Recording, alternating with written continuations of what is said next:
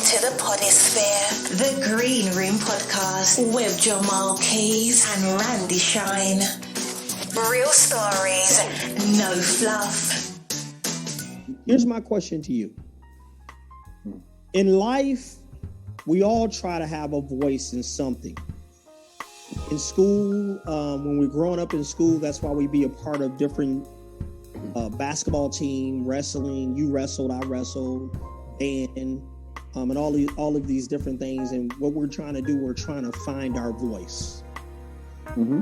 As an entertainer, let me say, when you're trying to find your voice, sometimes you do things that just don't fit. I play basketball, and I'm vertically challenged. So I realized early on that basketball wasn't going to be my thing.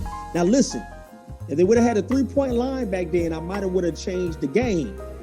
But I understand that there's things that I'm a part of that I had to build my voice and find my voice. When I did magic, I first started doing magic, I had a dove act. Mm-hmm. It wasn't my voice. It wasn't my personality. Mm-hmm. For you, how did you build your voice in magic? And I always say, every good act reflects who they are, their personality anyway. I have a lot of energy. When you go talk, I talk fast. I'm like that on stage. I'm like that in real life, and I love people. How did you find your voice and get comfortable with where you are on stage? Okay. Let's start with the last thing you said. Get comfortable with who you are on stage. In college, I had an advisor who always said this. It was his tagline on emails and everything else. He said, become comfortable with being uncomfortable. So let's start there, the last thing you asked. And so I had to become comfortable with that. How did I find my voice? Well, let me tell you about my journey. First of all, in the magic community, particularly being an African-American magician, or any entertainer, let's speak at this, any entertainer, you have people that you admire, that you inspire. And what you tend to do is you tend to copy them, emulate them, use things about them, whether the way they sing, the way they move on stage, or whatever. And that's part of the process when you first get into the entertaining arts. If you ask any performer, they'll tell you, oh, I was inspired by this. And you're like, well, what do you mean? Well, that was the person that, boom, resonated with them. And early in your career, you kind of emulate people. Well, being an African-American magician, I knew I couldn't be a Copperfield. I wasn't white. I didn't have the long hair that he had at the time, or any of these other magicians that we've seen on television. But then I came across some black magicians, African-American magicians. Who was your first one? The very first African-American magician I saw, but not in person or live, was Hiawatha. Okay. On the cover of Genie magazine. The very first person I met,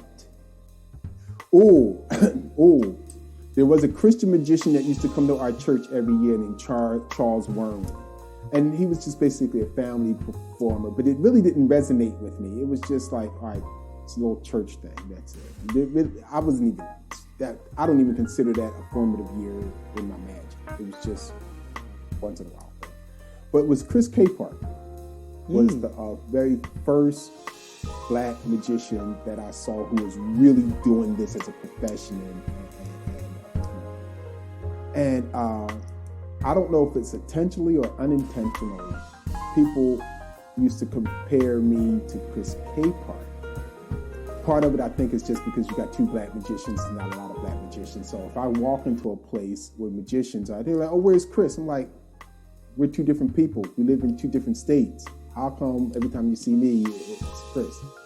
But there's things that I've performed, a way of performing, that it was the way he performed. There was things that I did after seeing Hiawatha perform, that was ways, the concept was based off of Hiawatha. And then Real stories, no fluff, from two working entertainers. There's over 7 types of magic shows you can choose from. And when you make the right choice, you make your event an unforgettable memory and you become the hero. Take advantage of the free ebook, The 7 Types of Magic Shows That Can Make Your Event Unforgettable, leaving you the hero. Visit www.ineedamagician.com and discover the type of magic show that will be perfect for your event. Make your event an unforgettable memory. It's all about the vibe, keeping it real. Well, we're both men of faith. You got better faith than me. Because I'm gonna have to negotiate when I get to the gates. I'm gonna have to say, you know what? Now wait a minute, guys. I did this. Remember this.